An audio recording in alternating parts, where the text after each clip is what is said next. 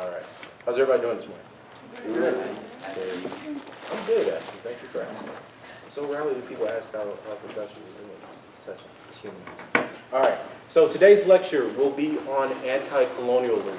I actually teach a graduate seminar in anti-colonial thought at Texas A&M. So what I will try to do is give you a very general overview of what anti-colonial thought is, what some of the questions it asks in the general sense of philosophy or politics, and then give you some examples of things that you can do with this in debate, okay? So to start off, anti-colonialism is a field of inquiry, that aims to deal with questions of anthropology, or philosophical anthropology to be more accurate. You can put in quotes, what is the human? History, and of course politics. And by politics, we don't mean how you feel. We mean how certain actions become normalized or possible through power. Philosophical anthropology, right? History, politics. Now, what do I mean when I talk about philosophical anthropology?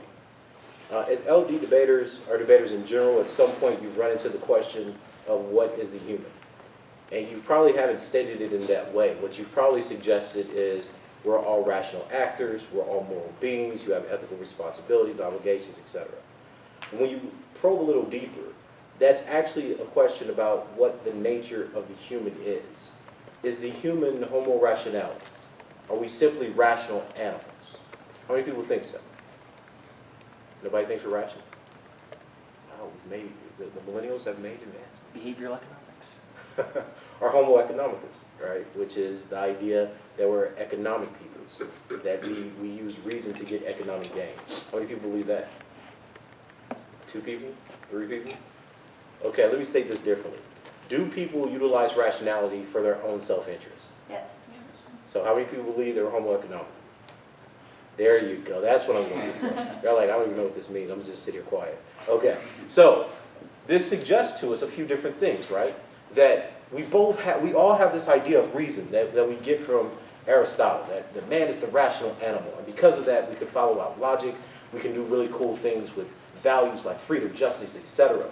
And, right, according to Locke, that when we study political economy, we're not only talking about the rational actions or thoughts of man, but also the economic or wealth-based self-interested behaviors of mankind or humanity. Now, in that sense, this is what creates the world. So all the problems that you talk about, capitalism, right, homo economicus problem, right, problem of self-interest, going too far, that everything becomes an economic dividend, which leads to dehumanization and alienation if you're following Marx, right? Or we talk about reason.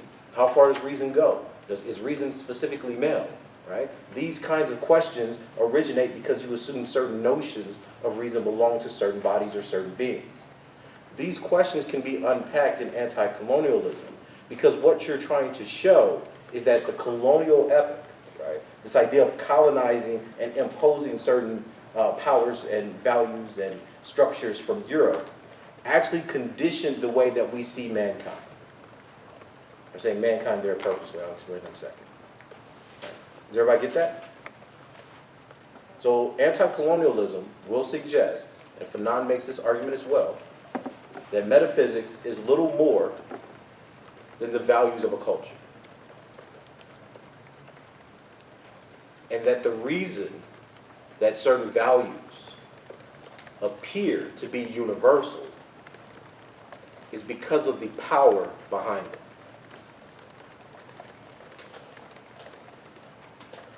Stated differently, or within historical context, this would assert that the reason we read European philosophers or Western theorists is because there has been an apparatus of power, be it economic, political, or cultural, that sustains the view that that is the notion of the human that comes to represent us all.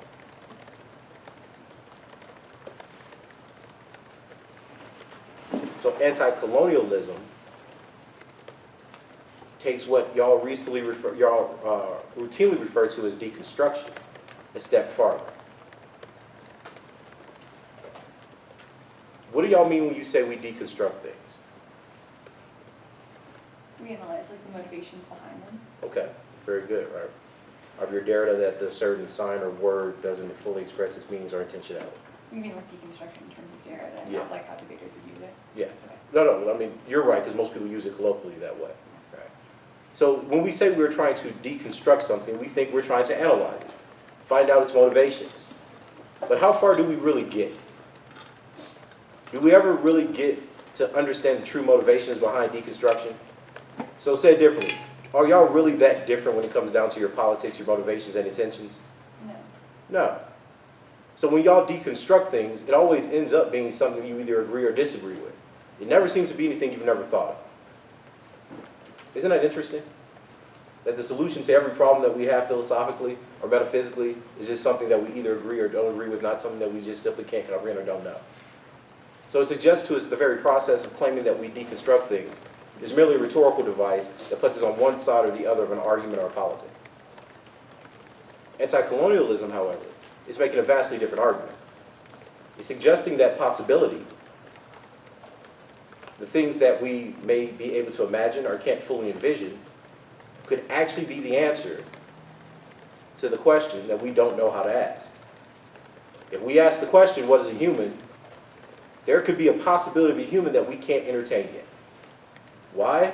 Because we have been socialized to think of humanity purely in the ways that European philosophers like Kant, Aristotle, Hume, are really big into like, we can't, predetermine causation, right? How these people articulated reason, rationality, etc.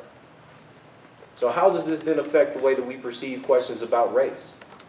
Well, if you have a white anthropology, meaning you utilize the theories that white philosophers have traditionally given you about the nature of the human, then there is a fundamental question as to whether or not those actually apply to different races.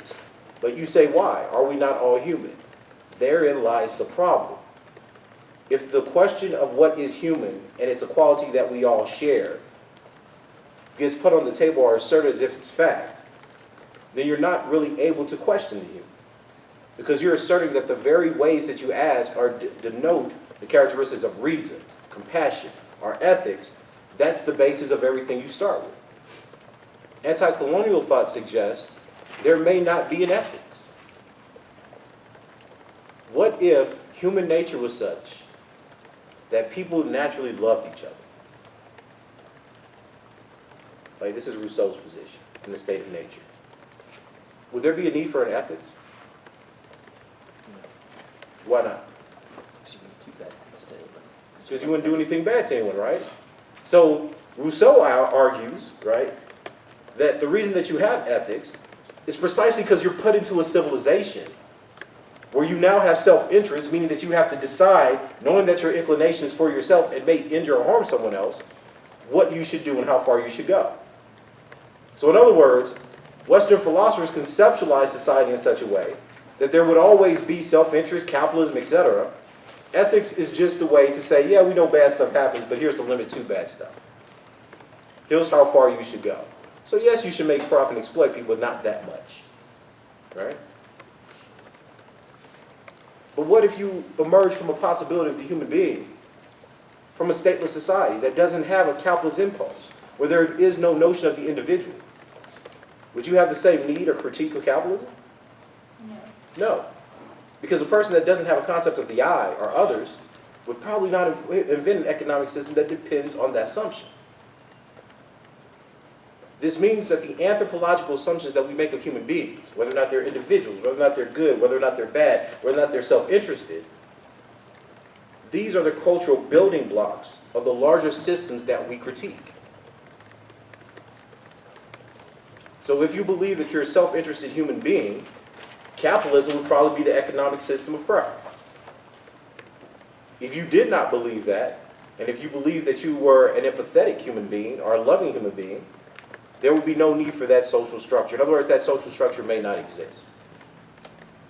So what we're talking about under the colonial epoch is how we understand different cultural impositions and the mistake we make in assuming those things are natural. Authors that would fall under anti-colonial thought. Frantz Fanon.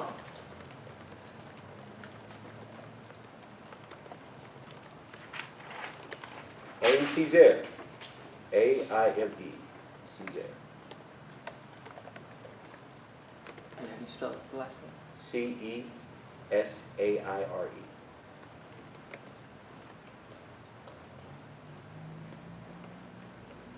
Sylvia Windsor.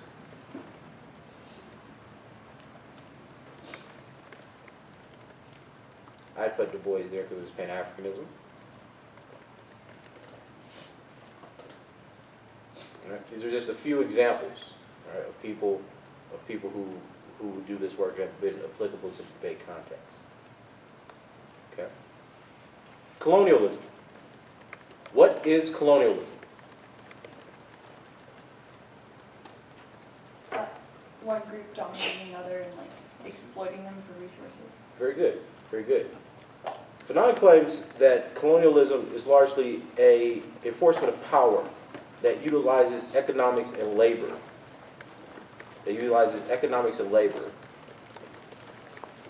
To aid in the destruction of a people's cultural values. So immediately, when we speak about the colonial moment, well, I guess it's still ongoing, the ongoing colonialism or neocolonialism of the world, what we're talking about is the enforcement of certain ideas using economic structures and cultural imperialism. For example, when we talk about genocide of indigenous Americans, what are we talking about? Are we talking about racism? Are we talking about capitalism? Are we talking about religious imperialism? What are we talking about? A mixture. A mixture. How do we know it's a mixture? Because there are different motivations behind it, i.e. like we went to like kill them so we could take their resources, Mhm. but like in a sense it was racism because we were only targeting one group as well, so like capitalist interests. So, if that's true, is anything ever one thing? No. No. Y'all expressed that idea very well in debate. No. For y'all, it's all anti-blackness, it's all capitalism, it's all gender, it's all X, Y, and Z. History is much richer than any particular category that we pick to love. So then, how do you understand this? Well, you have to understand it in terms of the violence and the consequences on the groups that you're talking about.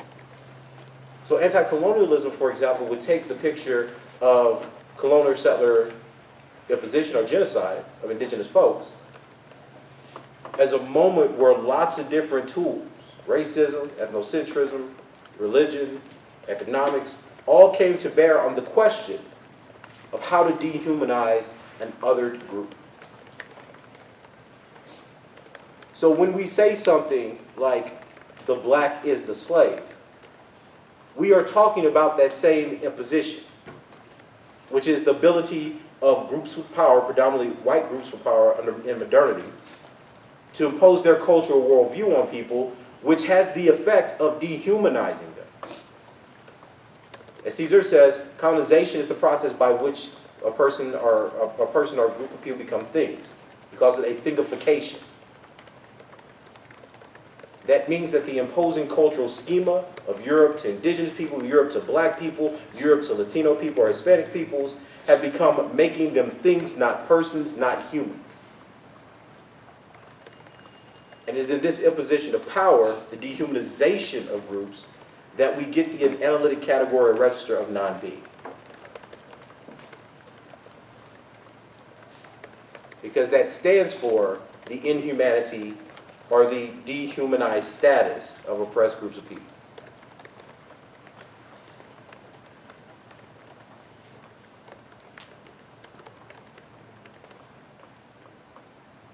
In the zone of non-being, different section. In the zone of non-being, the group with power assumes the role of author.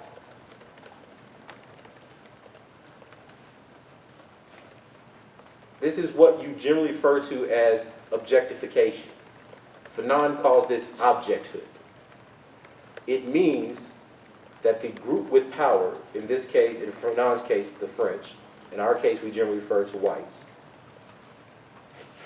have the ability to make oppressed groups or the individuals from that group into their own objects. This is largely referred to as fungibility. It's Ida Hartman's work. I call this caricature, often in my work. Is the ability of people to distort the actual cultural or intimate human quality of groups that they oppress and make them into what they want them to be. Yes, ma'am. Then, like, if Fanon's advocating that, like, we view some people as, like, non-human, He's not advocating that. He says that's what happened. He's describing that, yes. Then why does, like, I guess how does Fanon's, like, other form of humanism, like, resolve this? Because doesn't he, like, advocate for a new humanism, right? And but you know, when you read Bobby's interpretation of new humanism, they make it into an intellectual process of decolonization. So for everyone who doesn't know, Fanon argues that in the colonial context, so you're making me skip section, those are my next point. Oh. In the colonial context, the solution to this is decolonization. Now, Fanon argues that decolonization is a violent process that leads to the material rearrangement of the colonial circumstance and space. That means Fanon is saying that one of the ways that you do this is through violence, killing the colonizers, taking back the land, reformulating the economy, bringing a new notion of culture, which he calls national culture. All right? Now, that is what Fanon argues in The Wretched of the Earth, is versus the new humanism. Academics have suggested that a fundamental rearrangement of the colonial institution, culture, and economics need not happen for us to decolonize. I completely disagree with that. Yes, ma'am. So then, like, he's not necessarily inconsistent with other, like, Afro-pessimists in that, like, he doesn't say current humanism could be, like, have any value, but only insofar as we, like, end, like, the world as we know it. Yes, the problem with that is at the end of the book, Wilderson is talking about, he literally says, Fanon was our best shot at that and he failed, so there is no way out. Right? So that's why he says, you know, it has to be this kind of pyrotechnic display of, you know, X, Y, and Z. You see, every person who makes a structural argument has to deal with the question of violence in the society, because it's the institutions and the economics and the religion, all these things acculturate how you think of inferiority. So indigenous people didn't just become inferior because they weren't European. They were also not Christian. They were also not capitalist. They also didn't have centralized state governments or federal governments, right? They didn't have, you know, kings in the same way. All these are codes for how Western man, in quotes, utilizes and creates their society. So when you say something like, this is an inferior race of people because they're not Christian, what you're saying is Christianity is a major marker or designator of rational modern European persons or man, right? These people are not that, hence they are not civilized, they are savages X, Y, and Z. So the question becomes, for the person that's advocating decolonization now, in our contemporary moment, how does decolonization within, you know, because I write in journals or I have a discussion with other select educated groups of people, actually change the world? Because Fanon is talking about writing revolutionary poetry, reformulating the culture based on energizing the peasants and the petite bourgeois, you know, the national bourgeoisie, insofar as you can, to reformulate and form new groups, a new group identity. So then, like, in an apocalypticism map, like on a climate change topic, like college, but then Fanon's radical humanism wouldn't be an answer to it because that new humanism, he says, would only occur if you had, like, some sort of apocalyptic. Yeah. Oh, okay. Yeah, exactly. You can't, because if you don't, and he makes this point in Nonviolence, right? He says, listen, if you don't destroy capitalism, if you don't destroy Christianity, if you leave, I mean, and specifically, you know, he's talking about the language as well, because this is what he talks about black skin, black mass. If you leave those things in place, you still think in the terms of your oppressor. Wilderson gets this point very well, which is why he's partial to Lacan, because he says, listen, if you're using the grammar, if you're using the language, so to speak, of the oppressor, civil society, freedom, etc., you can never understand the ways in which you're dehumanized or have the ontology of the slave. He thinks it's ontological. I think it's sociogenic. It's created, so to speak. But nonetheless, in his thought, he thinks that it's ontological. The effect of that, right, is that there are no rhetorics. There is no language that gets you out of thinking in terms that you're built to think in. For example, how many people here speak more than one language? Okay? For everyone who doesn't, is it very difficult to learn a new language for you? It's very difficult at this age, isn't it? For those who do, if you learn two languages when you're little, is it easier? Is it easier for you to understand both? And does it mean that some things that even though you know, you can't translate into the other language? Yes? No? All right? Why? Because the structure and grammar of one language has a different schema or objects in another. So there are some objects that we believe to exist in language A that simply does not exist in language B. Right? If that's true, then when you're talking about grammar, if you speak in language A, then you take on all the baggage of what you think exists there. Somebody in language B, they don't have that problem because the object doesn't exist. So you can't, this is why Wilderson argues that his system is, his analysis offered is paradigmatic, because he doesn't think there's any way out of the grammar or symbolic ways of thinking, right, that we've all inherited by being in the West or colonized. Paradigmatic would just mean like, are you talking about it in terms of like Saussure theory?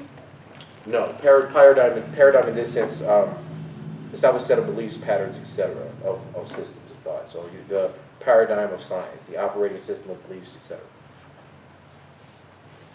That's what he's trying to get to.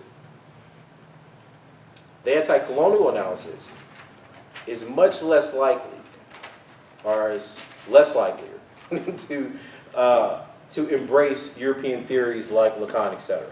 Post-colonial analysis does that all the time. So in post-colonial frames, which are trying to create new histories of Hegel, which are trying to create new histories of Rousseau, they're more than willing to read European philosophers back onto themselves. Which is why you could utilize something like Hegel's dialectics to create new theories of unity that may be utilized for revolutionary purposes. Or why you may have people utilize different aspects of Marxism like C.L.R. James or Eric Williams to account for different aspects of slavery or the production of sugar in the Caribbean. All these things are possible. I'm not saying they're legitimate. I'm saying, however, anti-colonial analysis would be much closer to suggesting that the very rubrics we assume, like dialectics or humanism, etc., are not universal in operation. Right. Yes, sir. Do you think Fanon makes an inevitability argument about colonialism? No. Okay. So then my question would be, say this argument is like read in a debate, do you think that the... Fanon? If somebody reads Fanon? Do you think that not talking about the alternative, like the link arguments, because you say that it can't just be one thing, like your link argument would have to be about like anti-blackness, but you also have to have another link argument about capitalism and another link argument. If you're going to run Fanon, I mean, I assume this is LD, right? Yeah. I mean, if you're going to run Fanon, you don't have to, I was just saying in terms of how y'all understand how oppression works, usually in debate we argue about one thing, it's anti-black, etc. But if you're going to run Fanon, you don't have to have that multiple link. You just have to prove that this is a colonial or neo-colonial context. Okay. Right, your values, and there's tons of cars, you know, your values of freedom.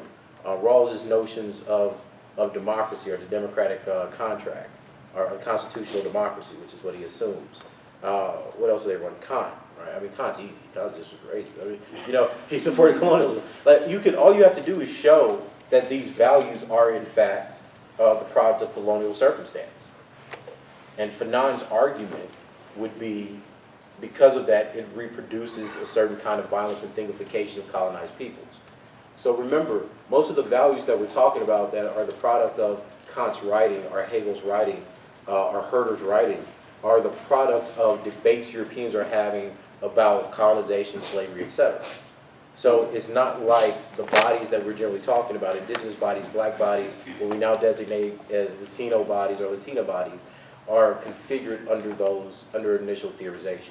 So if Fanon's argument is not that there is inevitability component of colonialism, does his world look like no oppressors that he says are the problem now? Are we not using English anymore? Like where? I mean, it's kind of open. At the end of Black Skin, White Mask, I think he kind of thinks that Actional Man or New Man wouldn't speak a European language. In terms of what the new humanism looks like, I don't know. Right? I mean, because our national culture is the last chapter in Wretched Verse, so I mean, I don't know. Okay. You know? So if Fanon would like link it back necessarily like to discourse instead of like the plan focus, because like the discourse of If you're, being I mean, if you're running it in around, Yes. I think, I don't know. I mean, I think there is a link on discourse. I think a stronger link would be the analysis of the value they're talking about. Specific to the author, if they're using Rawls, neoliberalism, something of that sort. I think the implication of decolonization is that you have to radicalize not only the way you think, but the cultural practices and institutions in a given society.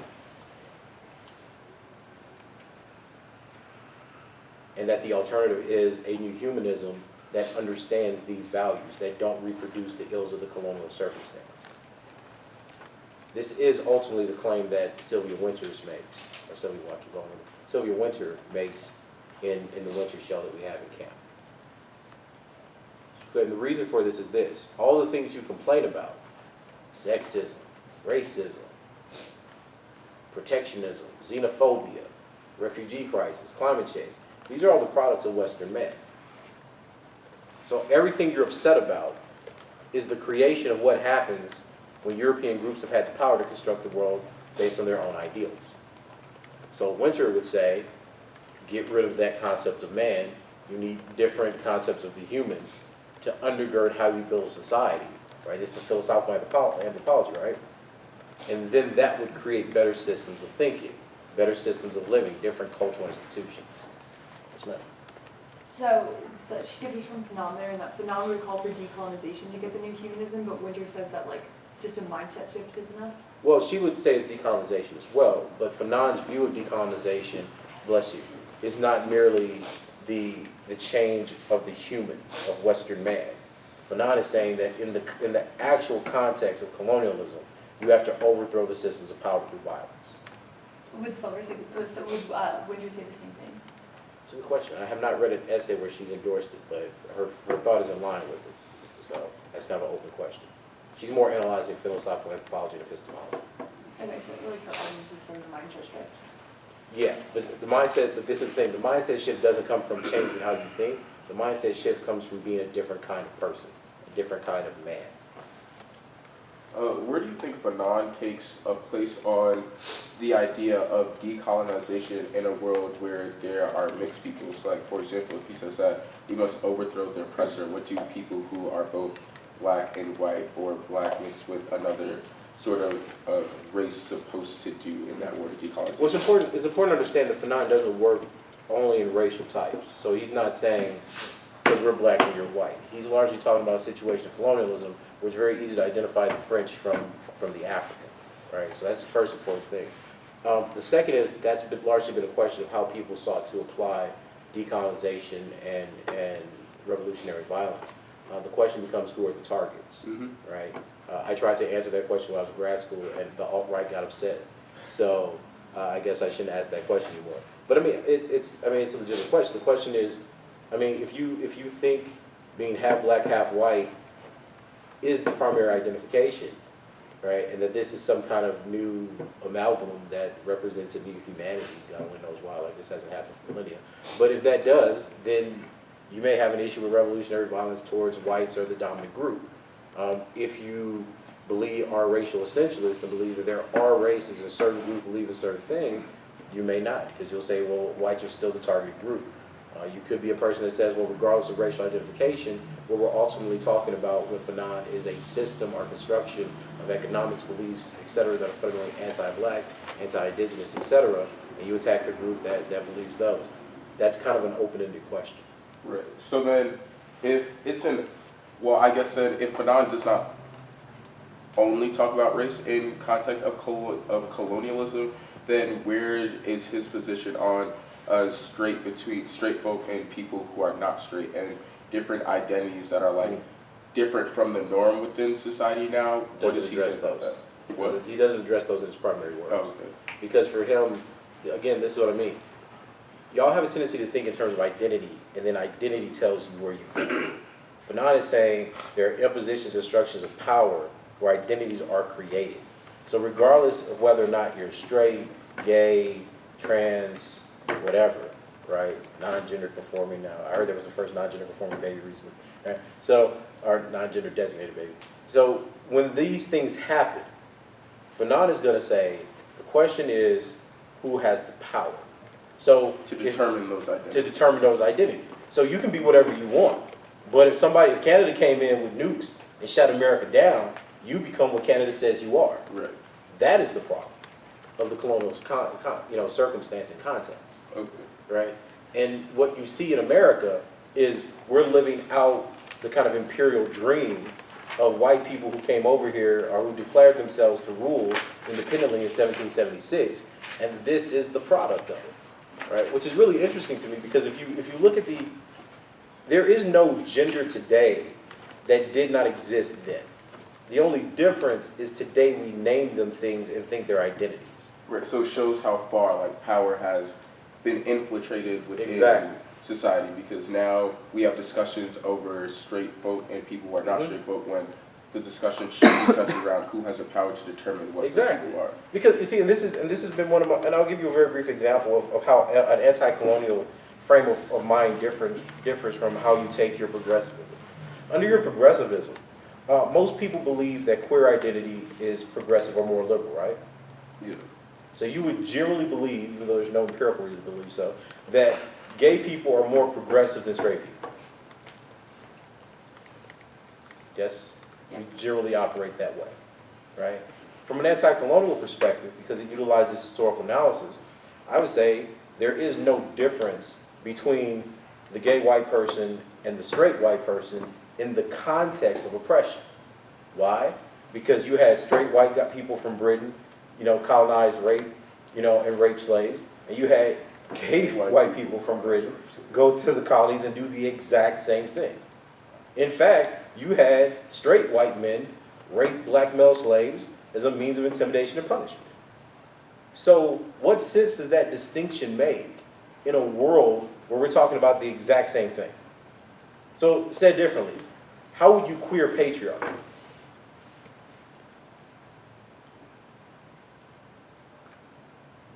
What would a queer analysis of patriarchy look like?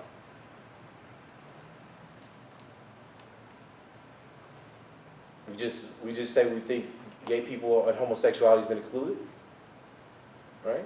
But then if you go back and you're like, well, patriarchy was already queer, because part of patriarchy is not only the heterosexuality that we traditionally think of when we think of white European men raping Native women, but also homosexuality and homoeroticism when the very same men were doing the same thing to Native boys and black African male slaves.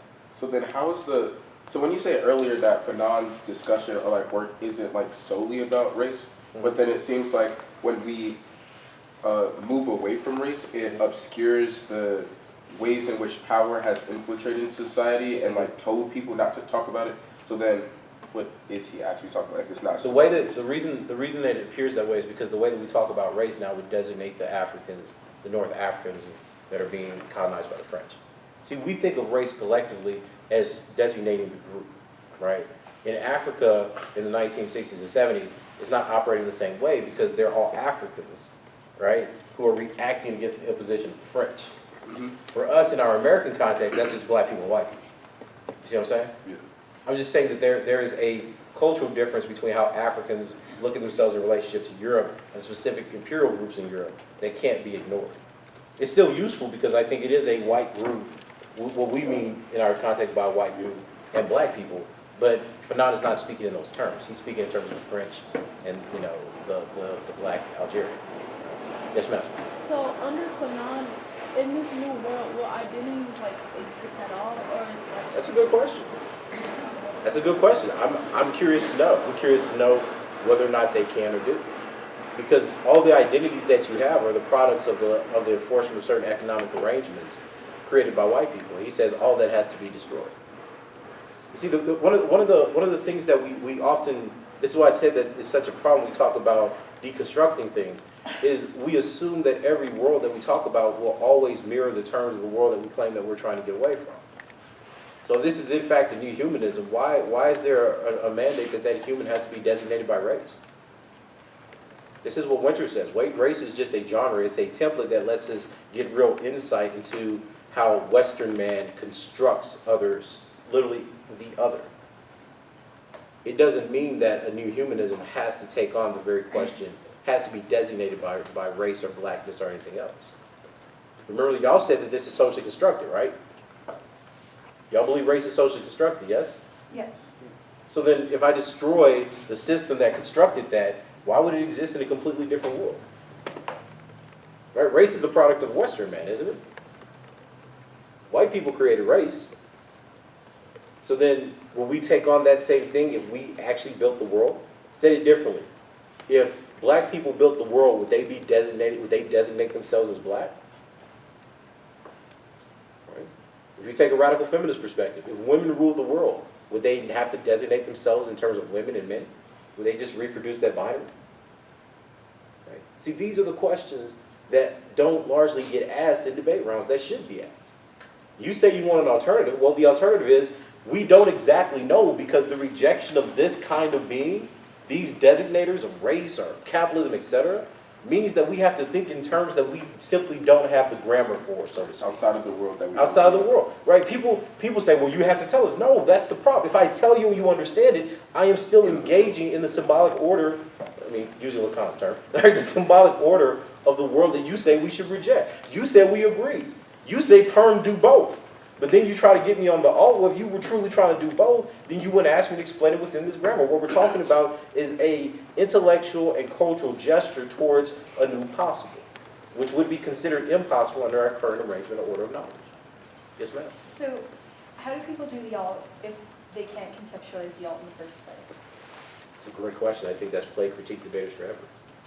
It seems like in that case there wouldn't be an alternative. Like it'll just be a non-unique dissent in a world where you prove links to the affirmative and prove white is bad, because Which is why we call it linear dissent, yes. Right. So like if you know what the world of the alt looks like, then it's not really an alternative. It is still in the realm of humanism that the affirmative puts in the debate. But your alternative doesn't. But notice, it doesn't mean that you lose, right? It means that the explanation of what you're debating changes. So if you're saying we should embrace freedom, right? Then I say, right, if I'm running, let's say I run Maroonage or something, right? I say, but the position of unfreedom, of not being free, has the best conceptualization of freedom, because your notion of freedom embraces slavery, capitalism, and the exploitation and machination of human beings, which is what slavery was. I know I don't want that concept of freedom. My concept of unfreedom empirically inspired people to not only leave slavery, but create or launch guerrilla warfare against it. So do I know that every person becomes a maroon? No. But do I know empirically that the condition of unfreedom I'm advocating challenges and destroys your values? Absolutely. Go for me. All right? That's how alternatives should be discussed, right? At least in my view. But isn't that just like an argument of not the word itself being bad, but like the connotations that we give to it? Yeah. Because all the connotations and meanings that we give to a word, like blackness, or femaleness, or femininity, or gayness, these are all cultural locations. Right? Think about it. Think about it. What is there in human sexuality that necessitates that there is only straight and gay? Nothing. Absolutely nothing. Like when we read the Greeks, they were sleeping with everybody. Little boys too. And those were some of the greatest philosophers. So what we didn't even have this concept in antiquity, right? So what is it about our modernity that allows us to not only create concepts but fix bodies to concepts, right? Say it differently. What is it about? Here's a great one. Who's more violent, men or women? It's not really a trick question. Go with your gut here. Men. Why? We've taken like data and stuff, I guess, like Fed, like IPV, people think that men are usually the perpetrators. Okay. Now, we live in a patriarchal society, right? So this is the kind of, this is what's wrong with how we analyze things. What do patriarchal societies require? Domination over a certain like group of people. Okay. So let's say patriarchal societies dominate women. Do we agree to that? How bad do they dominate women? Let's compare. Has there ever been a patriarchal society that's committed genocide against women? No. But these are really violent societies, right? Are there patriarchal societies that who have committed genocide against other groups of people Yes. based on race or ethnicity? Yeah. So, if a patriarchal society is primarily about dominating women, why is it not committed genocide against them, but it's done so with these other groups? What about witches? Hmm? What about witches? That's not wholesale genocide, though. I mean, genocide would be the imposition of one group, like eliminating the whole group. You know, and that was intra-group too, because there were some members of the same group. So why do we not see this kind of this extreme range of violence? Reproduction. Yeah. Reproduction. So that means that patriarchal societies depend on what? Women. So then in those societies, if I wanted to keep women safe, what do I have to do to other groups of males? Who are the first victims of genocides? Battle-age males. So it suggests to us then that the way that we've constructed bodies and the way that we've constructed categories don't necessarily talk about the ways that these societies actually exist, right? And we designate people like men being violent based on what? So why are men violent if we take this analysis? To protect women.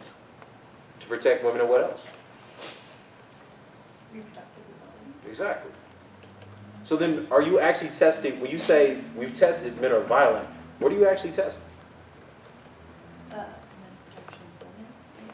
Well, that could be a reason, but what are you actually testing? Are you testing individual men who are violent, or are you testing the way that patriarchal societies socialize men? Individually. Are you talking about how society socializes? So think, I'll give you another example. Why do men go to war? Why has the military predominantly been males? Isn't it because they're stronger or something? Well, that's what we say. That's how we rationalize it, right? But for most major civilizations, the people that are in the military are men, right? And we've created it that way, right? Because you could kill all the men, but if they impregnate women, you get more men. Yay, right? So here's the question. Is it that men are more violent, or is that the way that you create your society? Create society. You create your society.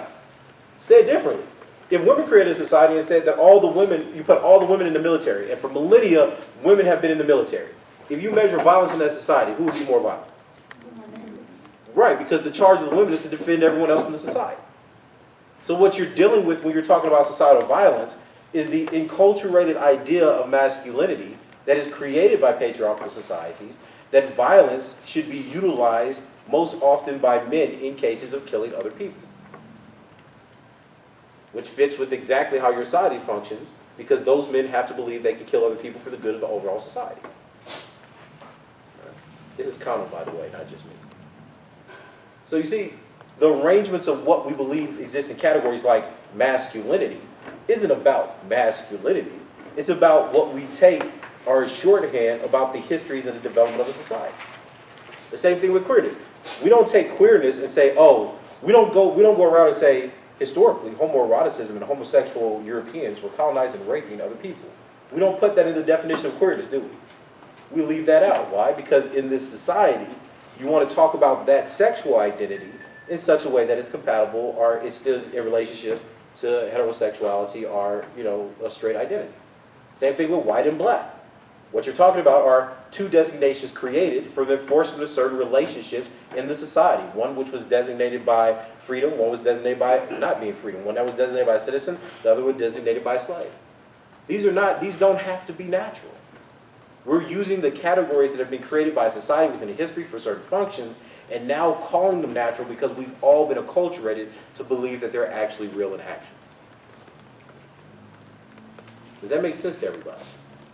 Do you see how if I change the history of the term like queerness or womanness or maleness, I get a completely different category at the end? Yes, ma'am. So Fanon would probably say like the Haitian Revolution wasn't quite what it should be in terms of erasing identities in that way, and that's why it Absolutely. wouldn't work. Absolutely, I think so, yes. But notice, this is a geographical issue. Because for black people in America, because Haiti is so close, Haiti became the symbol of exactly what black people should do, which is embrace black self-determination and black independence. So for black Americans, Haiti was a signal that black people could engage in self-rule or self-determination. That's going to be very different than what happened in Africa. Because in Africa, you're still in a country, not a country, a continent full of countries, right, that are filled with black people, right? So if you're in that space, this is part of the belief that Fanon has in his system, because he's African, right? He's saying, look, this is Africa. You're expelling people who are imposing their economic, cultural, and political domination on another group of people. He believes they have a culture. He believes they have a language. That's different than the American circumstance. Similar, but different. Why would the Haitian Revolution necessarily be an example of decolonization or collapsing settler colonialism on itself? Because it's when the argument I guess that I've read about was when the Haitians started singing the Marseillaise, they were more French than the French themselves. So Right. why isn't that an example of fluid identity rather than categories? Because there is no identity there. There was a question of whether or not you were either African/Haitian or French. So But when don't the they French, collapse it on themselves when they're we are? but this is the difference between Toussaint and Dessalines, right? If you're talking about Toussaint Louverture, you're absolutely right, because he fundamentally believed that the values of the French, the kind of liberalism that the French were talking about in their own revolutions, in their own class battles, could inform the way the Haitian Revolution or the ideas the Haitian Revolution was about. Dessalines said, no, there is no negotiating with Europeans, kill them all, and he proceeded to do so, and that's how Haiti became free. Those are that is a very good example between post-colonialism and anti-colonialism, right? Because Toussaint says you can reinvent their thought. You can feel the concept of freedom. You could feel the concept of blackness or Africanness with something different so that they can recognize the humanity. They can respect their values, right? Dessalines said, yeah, that's not going to happen. So what we need is a brute force that rejects and expels the value of the French colonizers. Right? I saw a hand somewhere out of my person. Yes, sir. Yes, sir. Because isn't the French Revolution then that example of that the conflict between liberalism, right? Because the French Revolution is free citizen, The Haitian Revolution, Napoleon, instead of saying they're French, they're now their own country like we are, Napoleon said, I'm going to send my greatest army to take back Haiti and New Orleans. Yeah. Right? Which, he quite literally Reassert the said, French, yeah. we assert French dominance over those savages. Mm-hmm. Right? Because they couldn't be free. Couldn't be free black, yeah. Right. Because if history was written differently, Mm-hmm. I think that's what Dr. Curry said, if the French had embraced that revolution as if it was a province of France and said, hey, these are people just like everybody else. French ships go trade.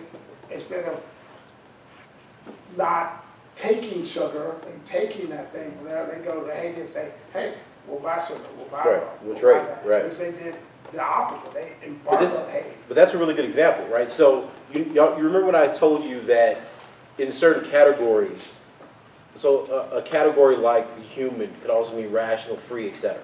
Okay? So think about this in context of Haiti.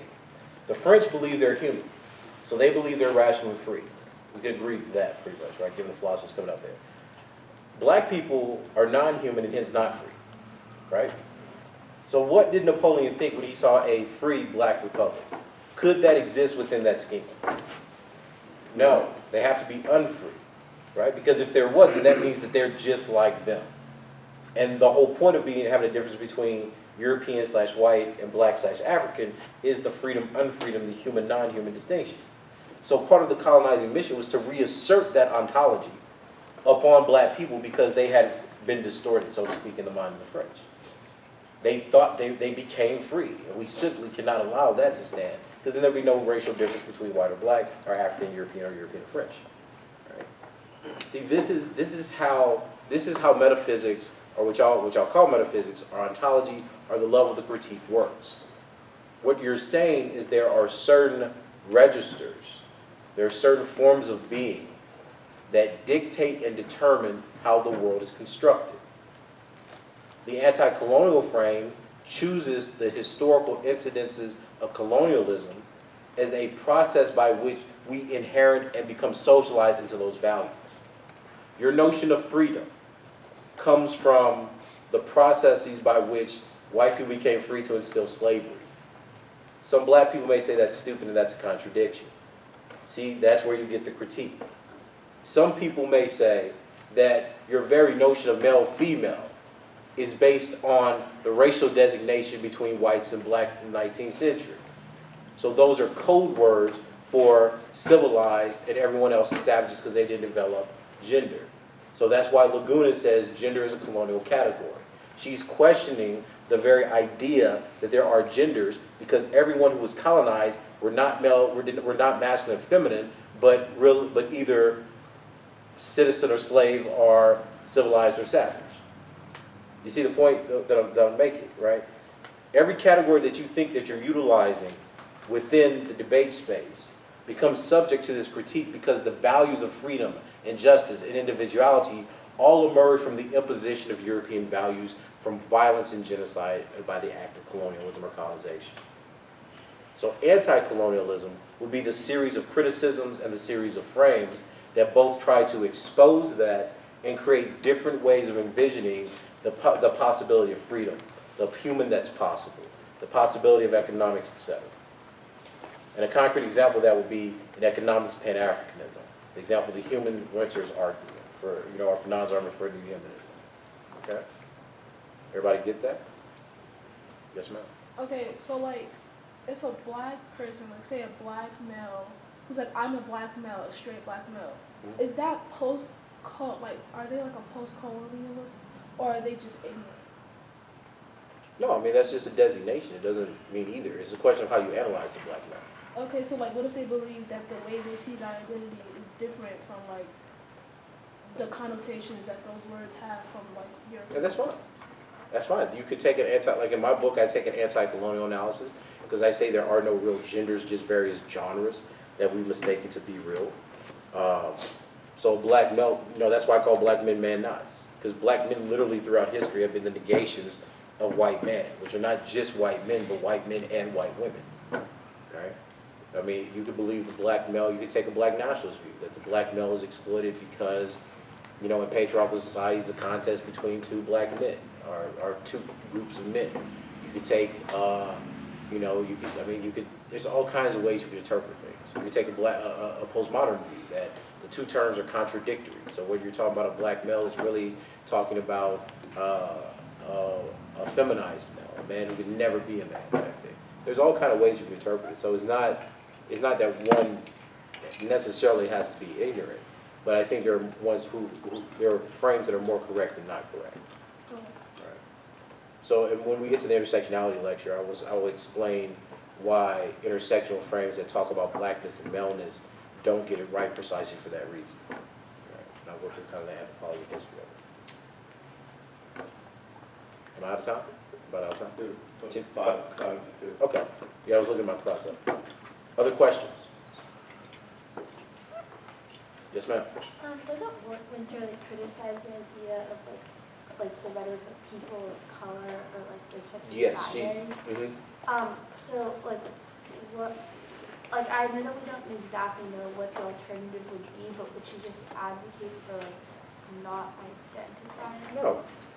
Just name the people. Like in my work, I try not to use that either because I think it's silly. It's like white people get their special category, everybody else, black, indigenous, Asian.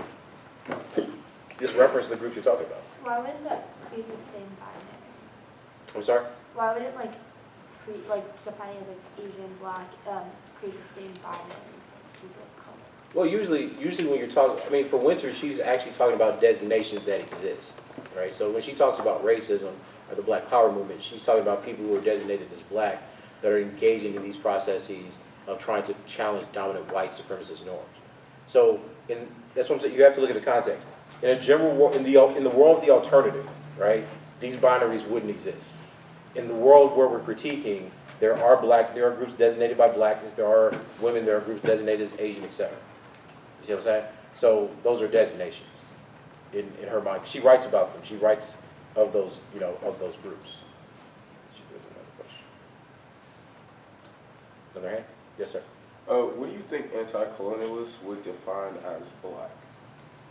I think it depends on the circumstance, right? So I think that if you're looking at anti-colonial work or work under in black studies that calls itself anti-colonial, it would use the term black because it's largely influenced black power tradition, about some of the black radicals. Like, who do they designate as black?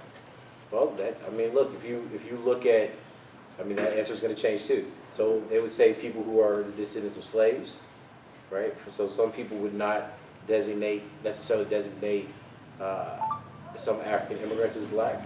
Some people would take a very Afrocentric perspective and think that all African descendant people are black. You know, it changes. There are people who make different arguments for or against the way they designate groups of people. Does everybody understand what was said?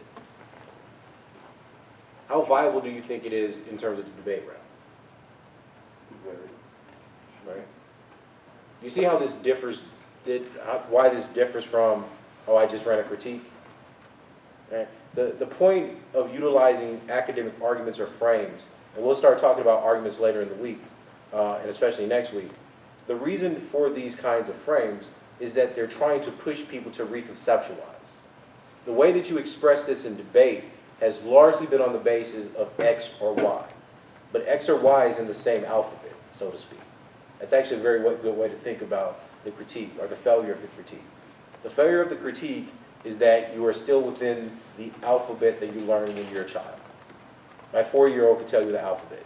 If you're still evaluating your choices based on that grammatology or that symbolic order, that's a problem. What you're trying to suggest is, basically the alternative is, what if there is no alphabets? And if there are no alphabets, there are no words. Stated differently, if you're talking about capitalism and suggest we need a new way of thinking, there may not be Homo economicus. There may not be an economic man that creates these structures. That means that there is no capitalism. There is no money. You know, which I know y'all are all dishonest when y'all read this stuff, but I'm saying that if you were serious, that would be the implication of your thought. If you're truly serious about decolonizing feminism, there wouldn't be any women. They wouldn't exist, because there would be no genders. Right? But y'all don't take it to that level. What y'all want to do is you want to say, oh, patriarchy's bad, even though patriarchy has historically developed to protect me from other imperial savage, so violent savage groups. So reject male violence, vote for me, I'm less violent. But I birth male violence because that's historically been my role, right? I reject whiteness because whiteness is bad, but vote for me because I'm the progressive white. This is what you're talking about, right? If you were truly radical, you see, this is why anti-colonial folk make the criticisms that we do against these other kind of progressive categories. The issue isn't being anti-feminist or anti-queer theory or anti-any of these other things, are actually anti those groups. The issue is that it doesn't go far enough to reconceptualize what they actually are. If you want women to be free in capitalistic societies, good luck with that. Because they have a burden of reproducing for the society. That's how the society is going to continue. That's what we call a brute fact, right? You can't have babies without women. So then what does that mean economically in terms of rational economic choices? What's more self-interested? To make the same money as a man and claim that that's equal, or for the society to oppress the ability of women to make wages because the society has an interest in reproducing itself? Hence you have the problem of the home versus the workforce. You see, you can explain these things based in the societal and historical dynamics of the people you're talking about. That's not universal. The problem with women going into the workforce isn't universal. It's not even relevant to other groups of women in the society. Because other groups of women, because they were exploited for their labor production and they were colonized, have never had the choice to be in the home. The fact of white supremacy was the destruction of the black home, was the destruction of the ability of indigenous people to reproduce. So why exactly would that question be relevant to those groups of people? You see what I'm saying? You see how the context changes. Right? So if the context changes, the category that you try to explain has to change as well. So anti-colonialism is trying to get at that historical, economic, and philosophical question of what is man, what is the nature/history of the category, and then what politics or kind of engagements are necessary to move away from. Good for everybody? Right, got it? All right, thank you. Thank you.